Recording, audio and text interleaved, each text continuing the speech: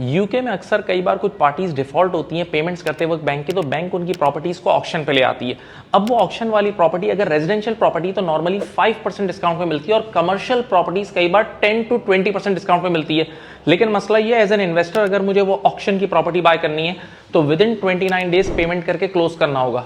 अब अगर मैं 29 डेज के अंदर पेमेंट क्लोज करनी है तो मुझे नॉर्मल मॉर्गेज नहीं मिल सकती, क्योंकि नॉर्मल मॉर्गेज का processing time he 6 to 8 weeks है।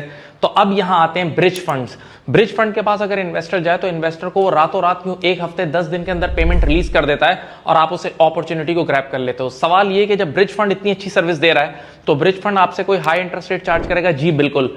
अगर आप नॉर्मल मॉर्गेज की बात करें ना तो वो चार्ज करता है साल का 5 to 6%, लेकिन ब्रिज फंड चार्ज कर रहा होता है 1% पर मंथ, तो मोटा मोटा 12% साल का हो जाता है। तो ब्रिज फंड की यहां बहुत अच्छी कमाई हो जाती है।